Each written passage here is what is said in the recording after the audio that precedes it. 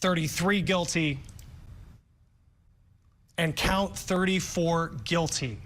Former President Donald Trump found guilty by this jury on all 34 counts.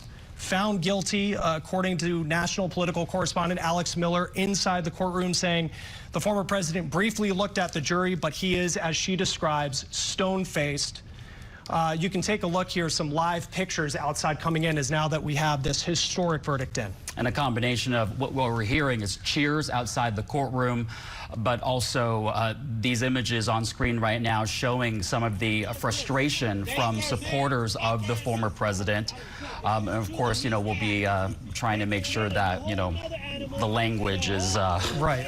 Tensions, as you can see, certainly flaring up as this come in. Let's go back to Deputy Political Director Joe St. George. Joe, 34 counts. Former President Trump guilty. Former President Trump is a convicted felon, and it is a powerful moment. It is a historic moment. Never before in the history of this republic has an American president, a former president, been convicted of a crime. That has all changed just after 5 o'clock Eastern time in Lower Manhattan. It is history, and it's unfolded before us in the last few moments. I think the impact of this verdict from a political standpoint, though, is very much to be determined. You have many Republicans who believe that these charges should never have been brought. They have believed every word of former President Trump over the last several years, that this has been a witch hunt. I'm hearing the cheers that perhaps you've been picking up on as we're continuing these live pictures here in New York. There are people celebrating this. There are critics of the former president who are saying right now, finally, Mr. Trump is labeled a convicted felon. How it plays out among independent voters, well, there's a second jury, as we've been noting over the course of the last several days, the jury of the American people. They'll render their verdict on Mr. Trump on Election Day in November. But let's bring back in Michael Scotto. Guilty, all counts. Reaction. Well, you know, he was going to be guilty or not guilty of all counts because it's basically the same scheme. So, again, I think the jury went back to that initial meeting and they believed that it was an unlawful conspiracy, and then they just needed to hear the judge's charge, and they discussed it and they came to the verdict. So, you know, at the core, it was a simple case if they believed everything. Could he go to jail now? It's not likely that he'd be put into custody today. Ultimately, it's up to the judge to decide when he's sentenced, and he could be sentenced to a jail sentence. Mr. Trump hasn't said anything yet, but I suspect that they're going to try to appeal this. Yeah. What does that process look like here in New York? Okay, so in New York, basically, every defendant in a criminal case, if they're convicted, has 30 days to file a notice of appeal. It's a piece of paper. I mean, that'll happen in short order. And then depending on whether they're out on bail or whether or not they're sentenced, and they can only actually perfect the appeal after he's convicted and sentenced. So it's going to take a little while. But basically, he gets to appeal as a matter of right to the Appellate Division of the Supreme Court, which is up on Madison Avenue and 23rd Street, not too far from this court. And that's where he'll make his arguments about the legal arguments, whether this was really an appropriate use of the charges, and also, you know, whether the jury's verdict was consistent with what that evidence was. How big of a victory is this for the Manhattan District Attorney? Because there have been a lot of attorneys, and I'm looking at you too, who said that this wasn't a slam dunk case. District Attorney Alvin Bragg took a risk indicting a former president, and on this day, he was able to get a guilty verdict. Yes, it was not a slam dunk, and it was through the work of the prosecutors assigned to the case, and it was, you know, the investigative team that they were able to do this. But yes, credit to D.A. Bragg, because again, this is a case that D.A. Vance decided to leave for D.A. Bragg as sort of like a parting gift when he left office. And so D.A. Bragg had to reassess the case, and obviously there was some contention about that. I recall Congress even getting involved. But I think it's a credit to him that the case was brought and that the jury has returned that guilty verdict. Mr. Trump is not a typical criminal defendant. No. But if you were in there representing your average Joe criminal defendant, and a guilty verdict was just read. What would typically someone who was just found guilty of 34 felonies have to do next? Well, again, typically this is a non-violent case. It's an E felony, the lowest felony. There's no mandatory jail. He has ties to the community. We know where he's going to be. Anybody like that would not be, immediately put into custody or have their bail or their recognizance revoked. So it's not different in that way.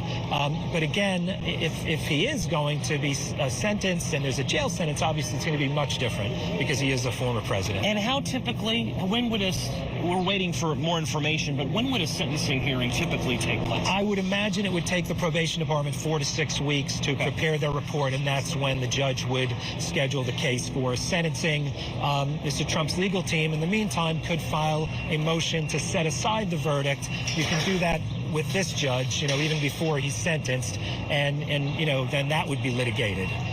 But it's, if anybody's thinking he's going straight off to jail or it's going to happen anytime soon, I would say that, that's probably the wrong view. And that is the legal side of this. Guys, there's a whole other prism to view this through, and that's through the political sphere. Mr. Trump is ahead, it seems, in almost every consequential swing state, at least in most polls. We'll see if there's any impact politically after this shocking flash development. Again, for the first time in American history, we have a former American president who's been convicted of a crime, guys. And moments ago, Judge Juan Merchan thanking the jurors for their service. We want to bring in Mitchell Ebner. He's a former federal prosecutor and lawyer.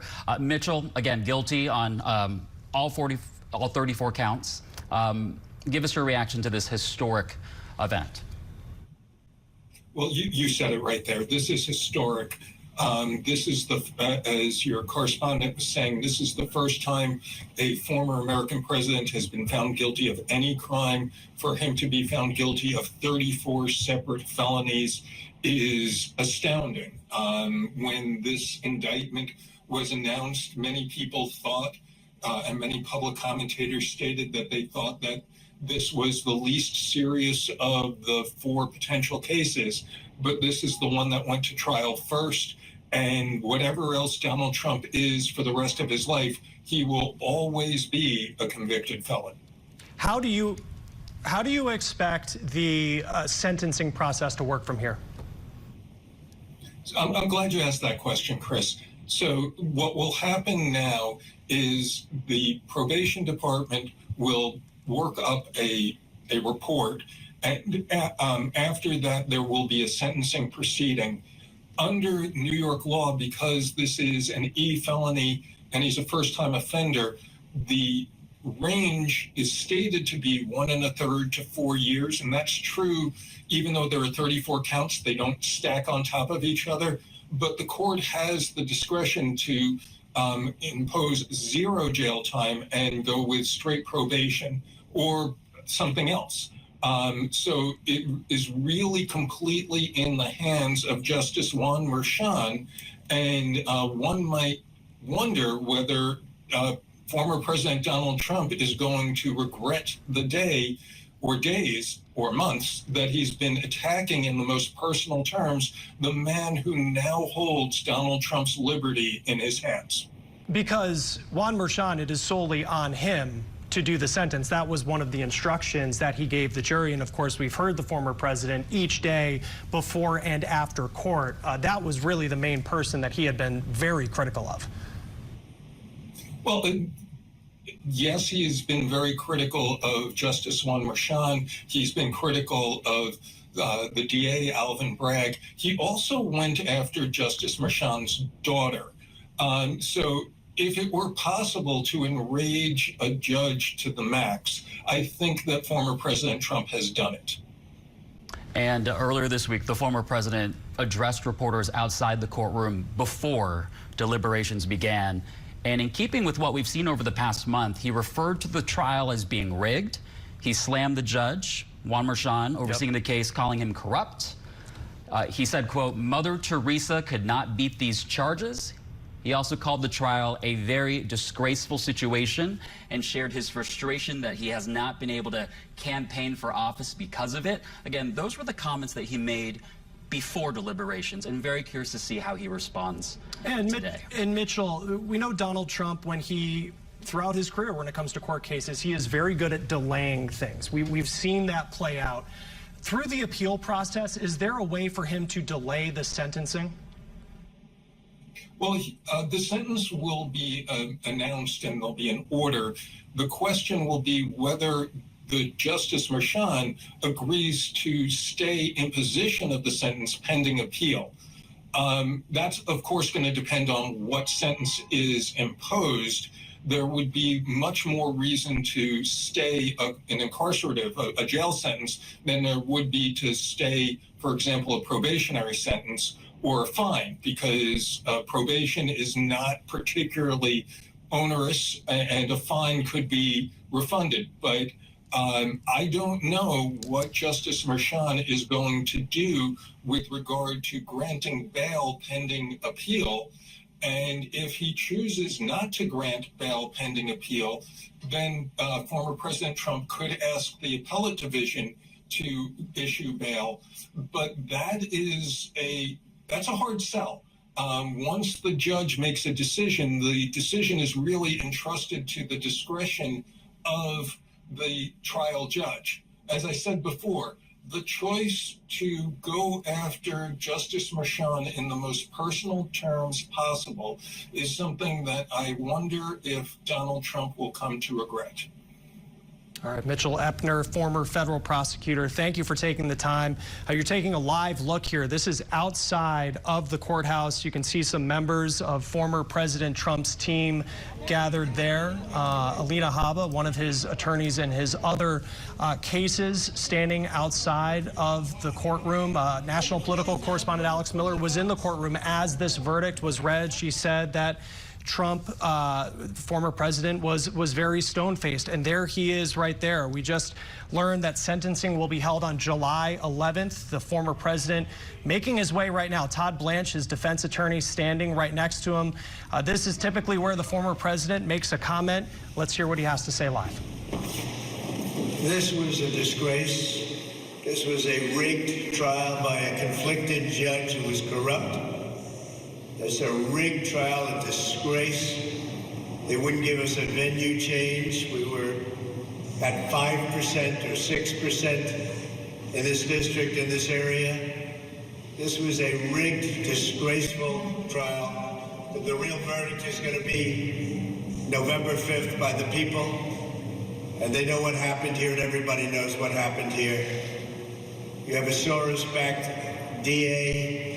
And the whole thing, we didn't do a thing wrong. I'm a very innocent man, and it's okay. I'm fighting for our country. I'm fighting for our Constitution.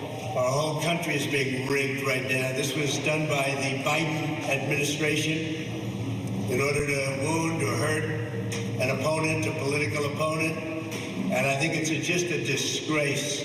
And we'll keep fighting. We'll fight till the end, and we'll win, because our country's gone to hell. We don't have the same country anymore. We have a divided mess.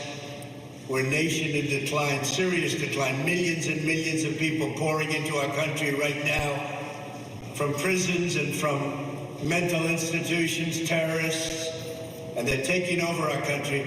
We have a country that's in big trouble. But this was a rigged decision right from day one with a conflicted judge who should have never been allowed to try this case, never. And we will fight for our Constitution. This is long from over. Thank you very much. Why should others vote for convicted felons? Are you going to talk out? All right, former President Donald Trump saying, quote, this was a disgrace. This was a rigged trial. They wouldn't give us a venue change. He then said this was a rigged, disgraceful trial. So the former president repeating himself a few times, but maintaining his innocence throughout his response to the verdict. Let's bring in our co-anchor, Christian Bryant. He's live in Washington tonight for more details on the sentencing date that has been set. Christian. Chris, one of the things that we have been talking about as this news has been developing is a timeline. And now we understand that a sentencing date has been set. This is from the Associated Press. Judge Juan Merchan has set Donald Trump's sentencing for July 11th, just days before Republicans are set to select him as 2024 nominee. So as we are learning more about this historic case and how the jury has decided this case, we now know that the sentencing for July 11th is a little more than a month away. One of the questions that we will have to answer, and one of the things that we'll be looking for, is exactly how this verdict will impact the former president's chances at becoming the next president. So this is something that we will continue to follow, the timeline for all of this. Again, the sentencing is July 11th, just days before Republicans are set to select him as the 2024 nominee. Chris. Yeah, the former president saying, though, that the real sentencing date will be on Election Day this fall. Really maintaining what was kind of his theme throughout the entire trial. I also noted, just thinking of what Mitchell Epner, former federal prosecutor, was talking about, where Judge Merchan is the person who's going to be making the sentence for former President Trump, and he started out once again calling him corrupt in the statement you just heard there from the former president. Let's get the White House correspondent Haley Bull live in Washington. Haley, any reaction from the White House on this verdict? Oh, Chris, we are waiting here at the White House to see how and if President Biden responds to this verdict. The president spending the day in Delaware, as today marks the 9th anniversary of his son, Beau Biden's death. But how he responds, if he moves forward in doing so, will be a critical moment for him, bringing together a cross-section of both his role as the leader of the United States, but also a candidate seeking re-election on the campaign trail. The White House has been loath to talk about Trump's legal issues, specifically in anticipation of this verdict, reiterating that Biden is focused on the job at hand, really being careful to maintain a degree of separation from it, as they have with the multiple cases the former president faces, which is notable as Trump, as you just heard, has sought to put the onus on Biden and paint the picture that this is politically motivated. But the question now is how much Biden leans into this verdict from this point on, whether he continues to portray a magnitude of distance from it, that same message that he is focused on his agenda and his messaging, or whether he embraces this and uses that further on the campaign trail. Biden on the campaign trail, we have seen taking the gloves off and attacking Trump on policy, on his rhetoric, on January 6th most recently, but has largely stopped short of wading in to any of the legal cases. But the campaign has certainly set up the dueling images we have seen in recent weeks of Biden on the campaign trail, holding events, rallies, remarks, as Trump's campaign was centered around the courthouse. You saw earlier this week the campaign holding a press conference in New York on January 6th with officials and actor Robert De Niro earlier this week. One of the additional questions that we will be seeing going forward is how this impacts those moderate, undecided voters that each side is so carefully trying to peel away, Chris. Haley, we know it's hard to predict, but has the administration given any indication as to whether or not we'll actually hear from President Biden tonight? No, there's not been an indication whether we will hear from him. In many cases, this comes down to what the president decides to do, whether this comes in a statement, whether we hear him speak, whether he says nothing at all. That remains to be seen. But it is noteworthy, Chris, I want to add, as we look ahead to the sentencing date, you were just talking about July 11th. That will come at the same time as the NATO Leaders Summit here in Washington, D.C., which for the president will set up another split screen moment here. All right, White House correspondent Haley Bull for us live in front of the White House. Haley, thank you. Let's bring in political director Andrew Rafferty right now. You heard Haley talking about the sentencing date and a NATO summit that'll be happening around that time. But also, it's notable that this sentencing date is right before the RNC in Milwaukee. Yeah, well, guys, we talked about if you have to be a presidential candidate going through a criminal trial, this date is actually not a bad one. You got through the primaries. The spring is generally a sleepier time, but this date for sentencing is really interesting for some of those reasons that you guys just laid out. July 11th, if that's the sentencing, well, it's July 15th that the RNC formally begins in Milwaukee. And oh, by the way, a couple weeks before that, we are going to have our first debate. So you're going to have a debate between the sitting president, his top rival, who, oh, by the way, just happened to be convicted on 34 counts and is now a convicted felon. I'm sure he's going to appeal, as we heard, but the facts of what we just learned today very much will still stand. So you take all those together.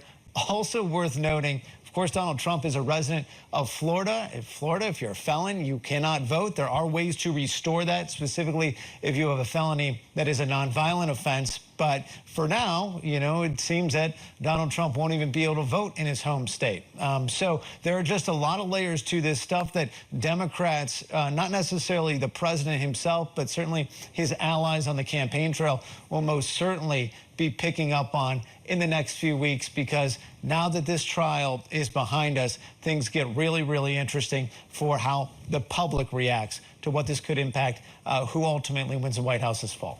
And Andrew, before you go, just a hypothetical question here. If the former president, were sent to jail, does the RNC have any backup rules in place, for another candidate?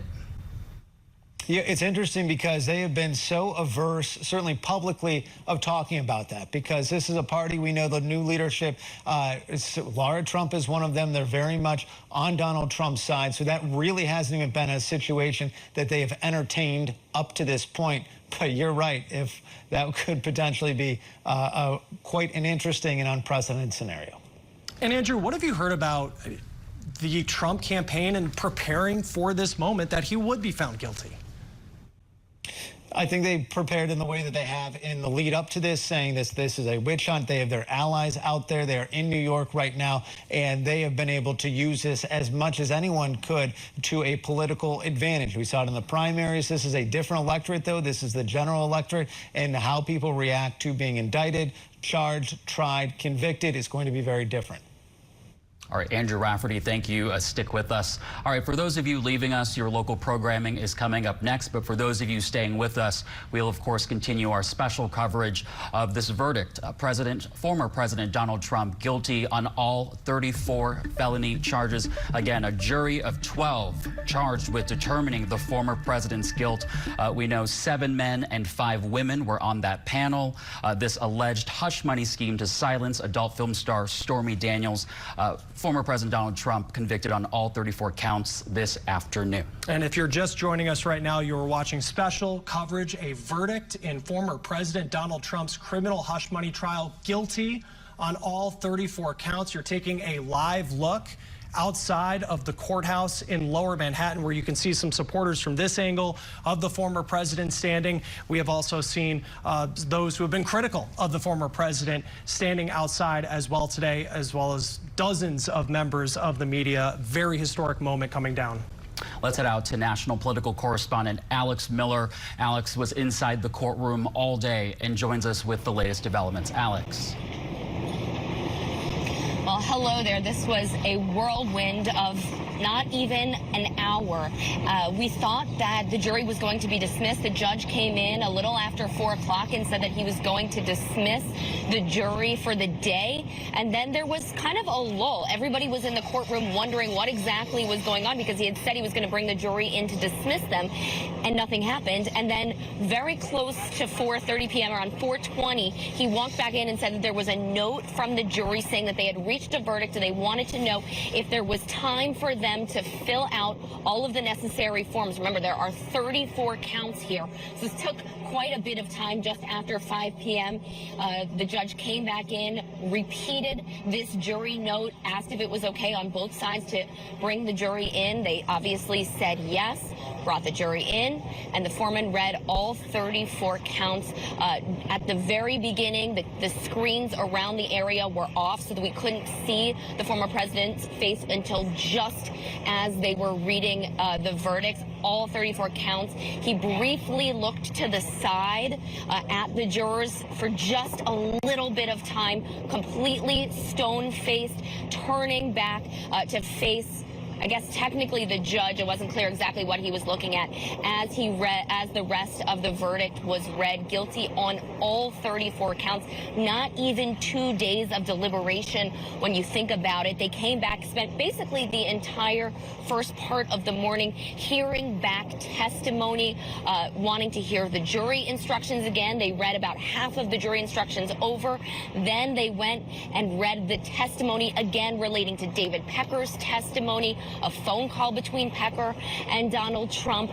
They wanted to hear the testimony about that now infamous August 2015 meeting at Trump Tower where David Pecker offered to be the eyes and the ears. This really seemed to be the holdup here for these jurors. They worked, as far as we know, through lunch today. We couldn't hear much inside the courtroom. Some people were able to hear a little bit of chanting outside, but we were locked inside of this courtroom. By the way, the internet was going in and out as this was all happening, so it was an incredibly frantic situation for everybody in the room to try to be able to bring everybody the information as we got it. After the right before the jury was excused, the judge told him that he wanted to meet with them in his chambers as they were excused. He wanted to thank them personally for what he did. He thanked them before the courtroom, thanked the alternates, noting that this really was a long trial. It's been some 6 weeks that they have been going through this. We were into the 7th week when you include the picking of the jury here. And so that is a long time for somebody to give up. And so he said he was going to speak with them, but he made very clear to say that he will not discuss the case, not discuss any of the facts of the case, just that he wanted to thank them. And he also wanted their feedback. He wanted to hear what went well, what didn't go well, and how they could improve the jury system in the future. After he left, or after the jury left, rather, Todd Blanche filed a motion to essentially dismiss this case on the grounds of Michael Cohen's testimony. He said in part that no jury could have made this decision with Michael Cohen's testimony. There's no way the court could allow the verdict knowing Cohen lied on the stand. That's what the defense is contending right now, that Michael Cohen perjured himself on the stand. To be clear, that has not been corroborated by the judge, by the district attorney's office. They contest that. And so the judge denied that motion, setting the sentencing for July 11th at 10 a.m. Todd Blanche saying because they frankly have a lot of work to do in his documents case down in Florida, that he's going to have to be down in Florida for quite some time, to be in a skiff in a special room to go through some of this classified material. And so they wanted to see this, the sentencing to be in the middle of July. That fits with what the DA typically does. By the way, Alvin Bragg was in the room, the district attorney, the entire time. He made no, as far as we could tell, emotional we couldn't see anything on his face as he was, as the verdict was being delivered, but even after the Trump team cleared the courtroom, we weren't sure if he was going to celebrate a little bit with his colleagues, and he did not. He left immediately. Then the rest of the prosecutors were there to pack up everything, and then they exited decently quickly as well. Eric Trump was in the room for this verdict, by the way, and as Donald Trump walked down the aisle after this verdict, he shook his hand. Trump looking a little bit redder, I think, in his face than he typically does when we see him walk into the room. But everybody on that side of the courtroom definitely had a very straight face as they exited. And really quickly, Alex, as you said, we know members of the former president's family have been rotating through the courtroom to show their support for Donald Trump. What was Eric Trump's reaction? He sat completely stone-faced as the entire verdict was read. He did not move, at least from when I was glancing at him in between writing down the verdict. He did not move a muscle. He stayed completely straight, looking straight ahead with really no look in his face at all. Alex, thank you. National political correspondent Alex Miller, stay close. You can see we have team coverage right now covering this story from all angles. I want to bring in legal affairs correspondent Ava Joy Burnett, because for those who are just joining us right now, we know that there has been this guilty verdict. The question is, what happens next? What will be the process as we go here to this July 11th sentencing date? Yeah, well, that is going to be a very significant date, July 11th, when we have sentencing. But there are a few things that need to happen before we have this actual sentencing from the judge. There's this thing known as a pre-sentencing report. This is where there's a certain division of the New York City government where they pretty much look at all of the background of this defendant, the former president who is now convicted, and they get an idea of what the potential sentence should be. Then they send this information over to Judge Juan Merchan. This will just be a recommendation on what they believe the sentence for this particular defendant could be.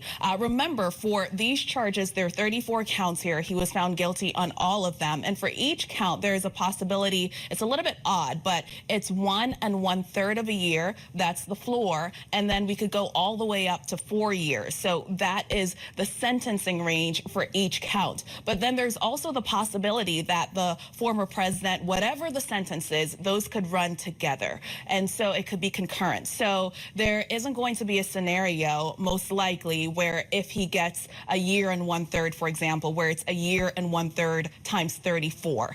If he even gets any jail time, it's likely that the judge here will have it run concurrent. And he does not have to have jail time. There are a few things, there are a few possibilities of what could happen. There could be a fine here, especially because the former president has not been convicted. He does not have a record here. So that's what needs to happen before we actually have the sentencing that is done on July 11th. There's also the possibility that the attorneys for the former president can ask the judge, Judge Juan Merchan, to hold off on everything while they appeal. That is something that is totally different. There's an intermediary court in the state of New York that could look at this matter. According to legal experts who have spoken with, they could have about 30 days to request or notify the court that they want to appeal this actual decision. And then they have about 6 months, according to officials I've spoken with, to actually file this appeal. So there's a notification that they want to appeal this decision.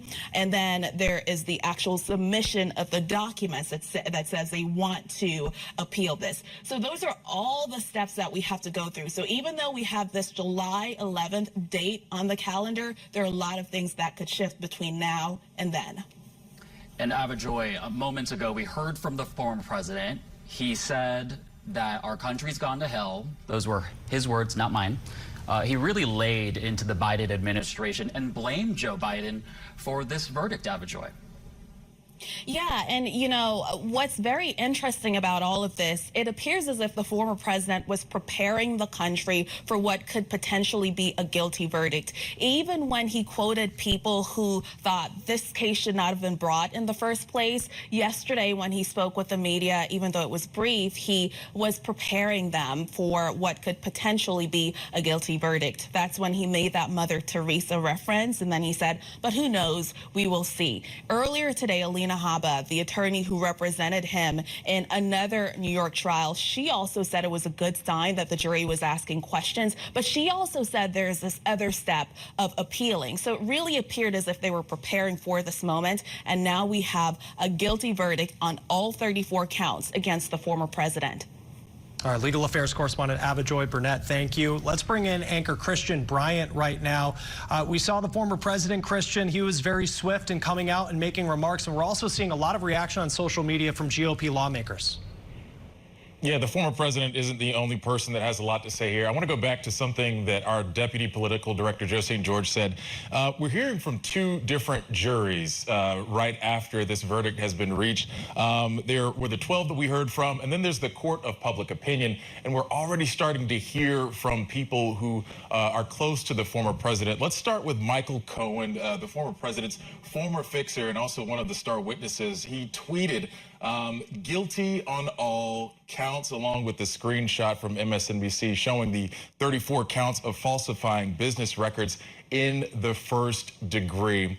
We also are hearing from Donald Trump Jr. One of the things that we were talking about a second ago was reaction from the former president's children. Well, Donald Trump Jr. posted this on X as well. Guilty on all counts. The Democrats have succeeded in their years-long attempt to turn America into a third world S-hole is what he said. November 5th is our last chance to save it. And the former president said November 5th is when the real verdict will be read out. We also heard from DA Alvin Bragg. He said on X, a very short post here today, a jury found Donald J. Trump guilty on all 34 counts. There's one more that I want to read for our audience here. This is from Speaker Mike Johnson. He had a lengthy statement on X saying, "Today is a shameful day in American history. Democrats cheered as they convicted the leader of the opposing party on ridiculous charges predicated on the testimony of a disbarred convicted felon. This was a purely political exercise, not a legal one. The weaponization of our justice system has been a hallmark of the Biden administration, and the decision today is further evidence that Democrats will stop at nothing to silence dissent and crush their political opponents. The American people see this as lawfare, and they know it is wrong and dangerous. President Trump will rightfully appeal this absurd verdict, and he will win." Again, as Joe St. George said a bit earlier, two different juries. We heard from the one in the courtroom, and now we're hearing from the folks, the court of public opinion, if you will. And I'm sure that we'll continue to hear more as the day goes on, folks. Yeah, we're also now hearing from the former president's campaign team. They're sending out fundraising emails in response to this verdict. Christian, thank you. I want to bring in now former prosecutor and criminal defense attorney Marie Pereira. She is with us. Marie, give us your take on this historic verdict. I'm stunned. I didn't think that the jurors would wrap their heads around the convoluted nature of the charges. I didn't think, even given all the facts proven, that the jurors would find that there was a crime committed. I thought it would be jury nullification. I am shocked that they found him guilty because, again, the way the case was put together, the elements of the crime, just the fact that he's found guilty because, to me, it was political strategy. He didn't want the people to know about his dirty deeds with Stormy. So there was an NDA signed and people were paid off. I didn't think the jury would agree that in and of itself he had the intent to commit election fraud based on the background of how this money was paid out. I'm shocked.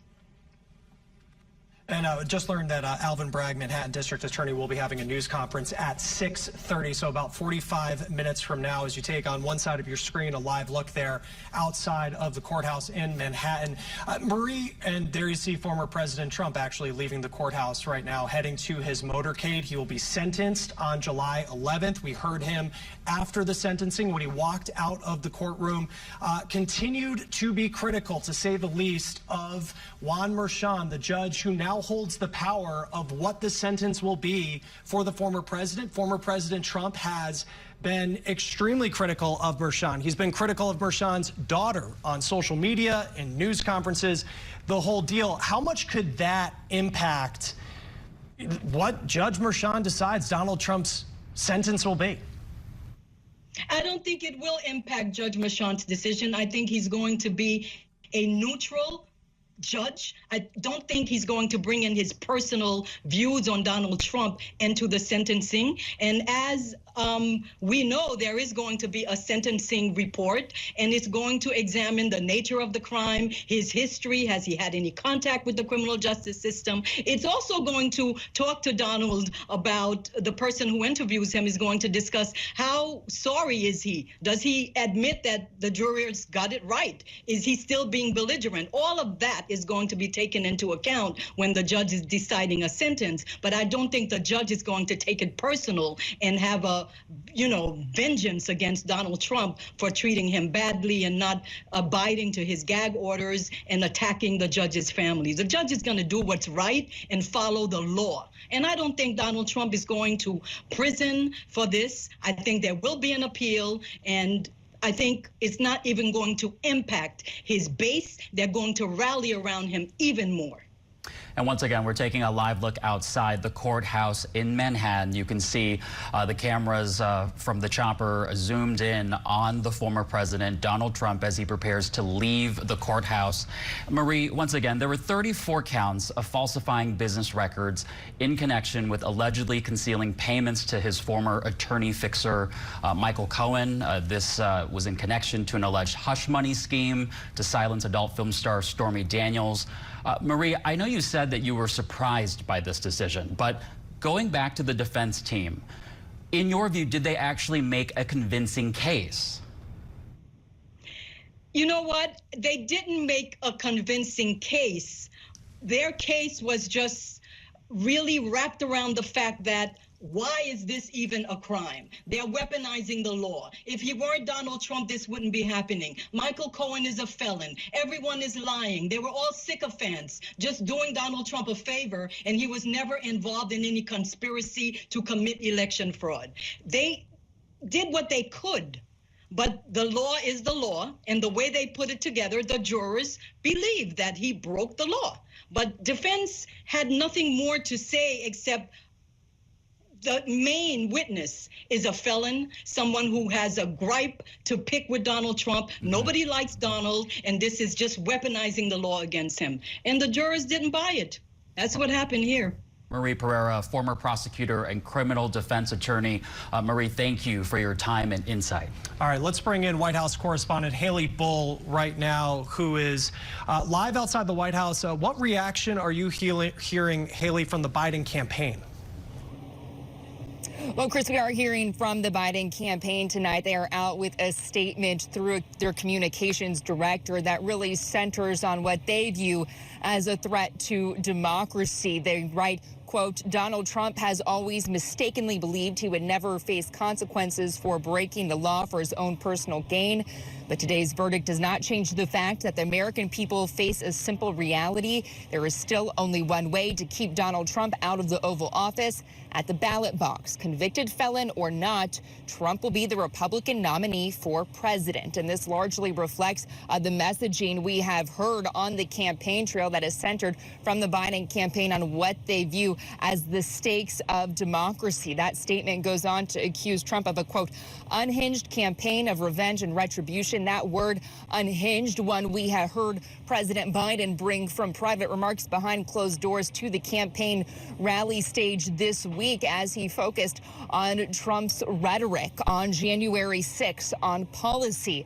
The communications director going on to say, quote, a second Trump term means chaos, ripping away Americans' freedoms and fomenting political violence, and the American people will reject it this November. The campaign setting up a juxtaposition of a picture of chaos they are trying to paint with the former president, with President Biden, as we have seen to date, focused on the job. Now, we have not heard from President Biden himself directly. He has spent the day in Delaware today, also marking the 9th anniversary of his son, Beau Biden's death. In the White House, not commenting on the official side tonight beyond the White House counsel's office spokesperson saying, quote, we respect the rule of law and have no additional comment. The White House has really veered away from commenting directly on Trump's legal troubles, really trying to underscore the message that Biden is on the job, and that is where his sole focus is, even as we have seen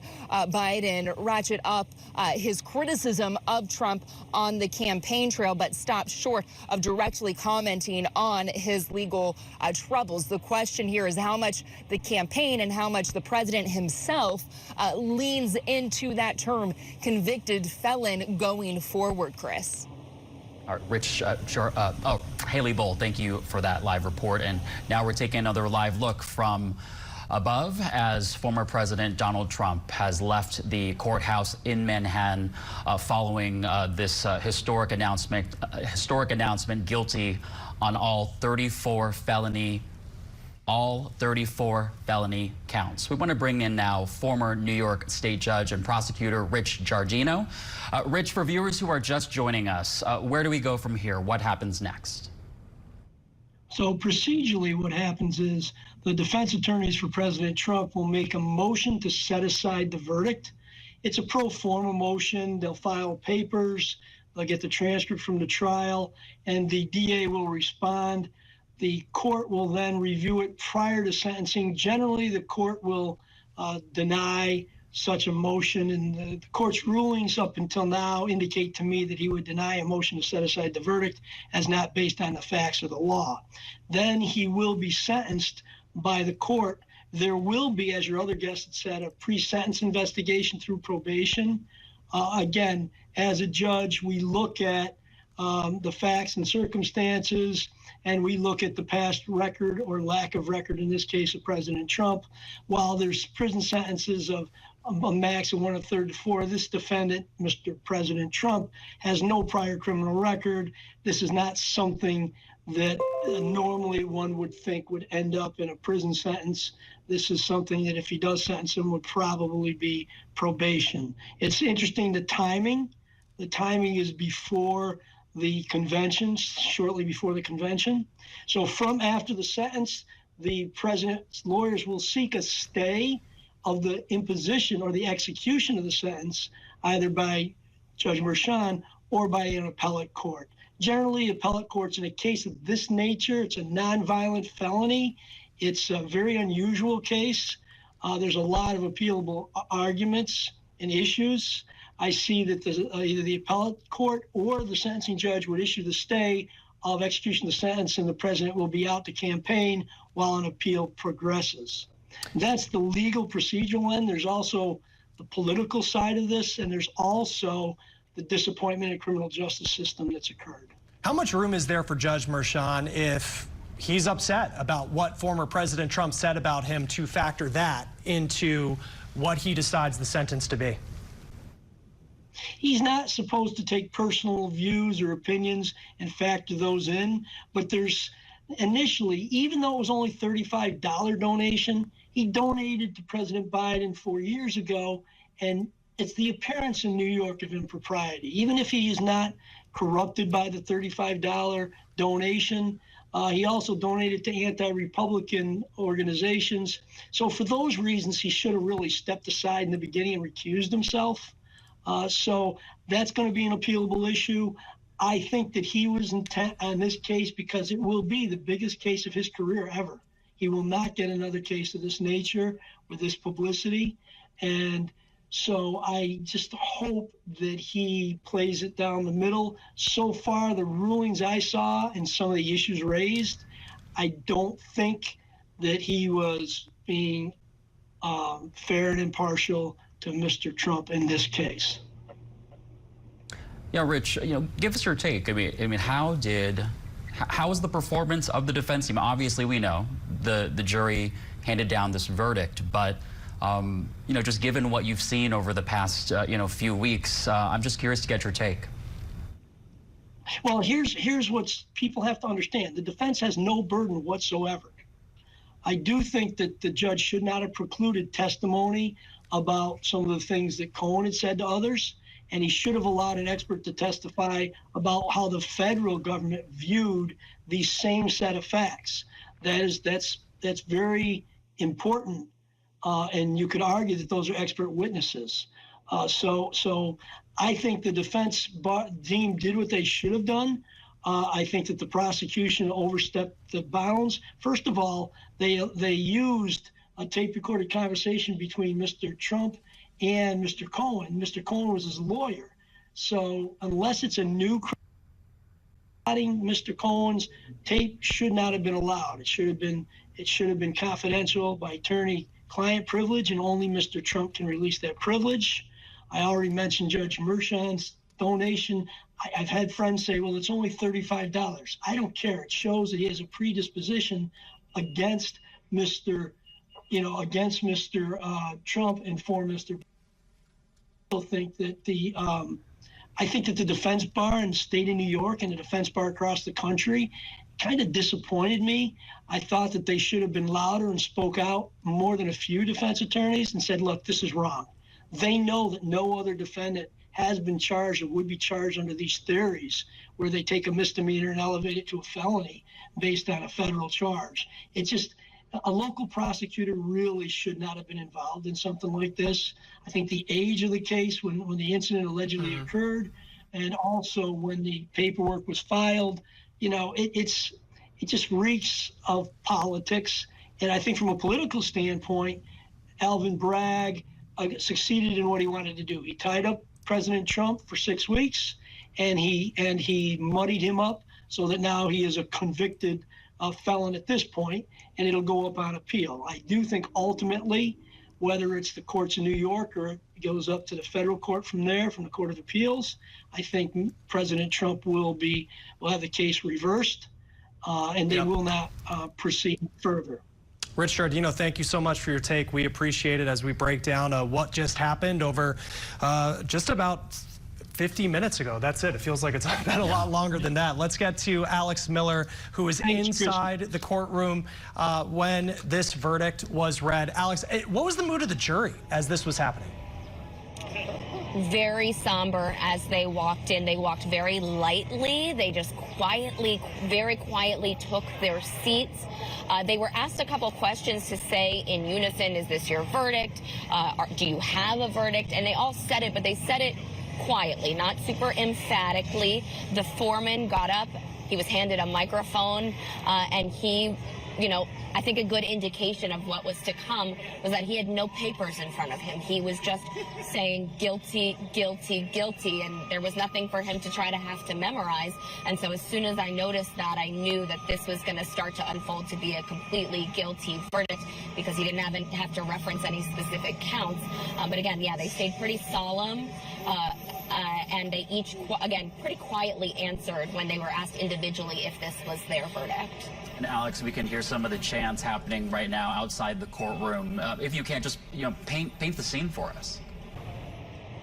Yeah, this street behind me is completely closed right now to anybody but the NYPD. There are police officers everywhere. We've had these barricades set up the entire trial, but there are more barricades set up. There are more police officers. They are lining the streets behind me, but there are also a bunch of them over my shoulder right here, because just a couple of feet from me is Collect Pond Park, which is where they have been keeping essentially the protesters that have come out. There haven't been that many protesters here over the course of this trial, but this crowd has grown quite substantially over the last hour or so, I would say. People not necessarily coming out to protest one way or another, but I'm watching a lot of people come up, take pictures on their phone, just here to see what this moment really looks like. But I would say there is a substantial presence here that we have not seen, really, I would say, since Trump's arraignment back on April 4th in 2023. Helicopters above us, and certainly a lot of eyes all around us. And Alex, we have about a minute. How would you characterize the security situation you're seeing outside the courthouse right now?